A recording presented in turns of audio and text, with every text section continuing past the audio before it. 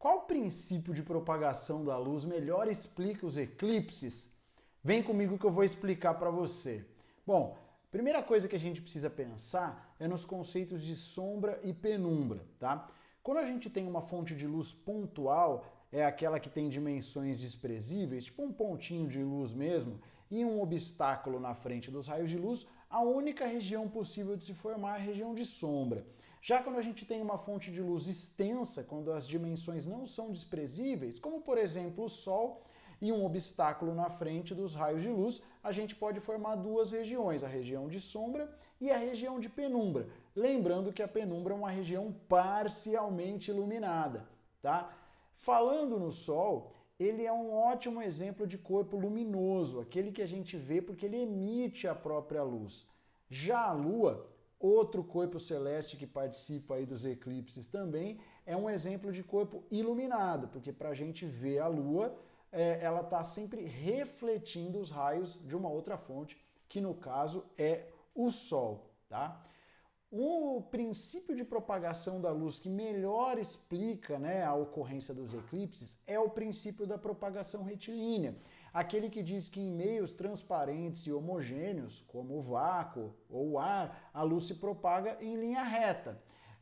Além disso, né, o corpo que se interpõe como um obstáculo entre os raios de luz de uma fonte, né, em um anteparo, onde essa luz vai se projetar, é o corpo opaco, aquele que não permite a passagem de luz. Então vamos agora ao que interessa, fazer um esqueminha aqui para a gente entender, né? Ó, eu coloquei as figurinhas aqui que já mostram para você qual que é o alinhamento que deve ocorrer, né, entre os corpos celestes envolvidos para que ocorra o eclipse solar. Então tá aqui o Sol, nosso amiguinho. Aqui no meio eu vou colocar a Lua e aqui, um pouquinho mais próximo da Lua, a nossa querida Terra, tá certo? Então, para você entender os eclipses, imagina que um raio de luz saído do Sol aqui vai tangenciando a Lua, coloca aqui o sentido de propagação, aqui é a mesma coisa, tá? E nisso, a gente já consegue determinar numa certa região aqui, ó, a nossa região de sombra. Aqui não chega luz nenhuma, tá, pessoal? Como eu disse para vocês, o Sol, sendo uma fonte de luz extensa, os raios luminosos que saem aqui de cima tem que ser desenhados aqui por baixo, também tangenciando a Lua, a mesma coisa que o contrário, beleza?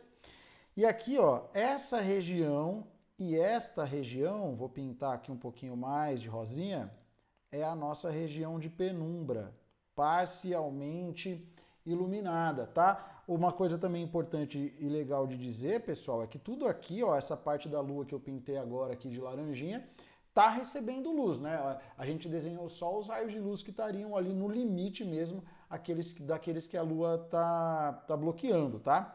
E aí, finalmente, na região de sombra, corresponde ao eclipse total do Sol, e a região de penumbra ao famoso eclipse parcial. Lembrando que o eclipse total é bastante raro, né? Acontece só ali numa determinada região. Maravilha? Agora vamos dar uma olhada no que seria o nosso eclipse lunar, tá? Vamos desenhar os nossos corpos celestes. Eu não resisto a fazer uma carinha feliz assim no Sol, fica bonitinho. Aqui a Lua, ou desculpa, a Terra, né, meu filho? Aqui a Terra, tá? E aqui a Lua. De novo, destaque para as nossas figurinhas aqui, já mostrando um alinhamento para você, tá? Mesmo esquema que a gente fez no eclipse solar, tá, pessoal? Raios de luz aqui, ó, no limite, só que agora quem bloqueia é a Terra. Coloca aqui o sentido de propagação também bonitinho, tá? Vou fazer também aquele esquema, graças ao Sol ser uma fonte extensa de luz, né? Os raios também aqui que passam de baixo para cima e de cima para baixo. E pronto, ó, delimitamos aqui as nossas regiões parcialmente iluminadas, né? A famosa penumbra.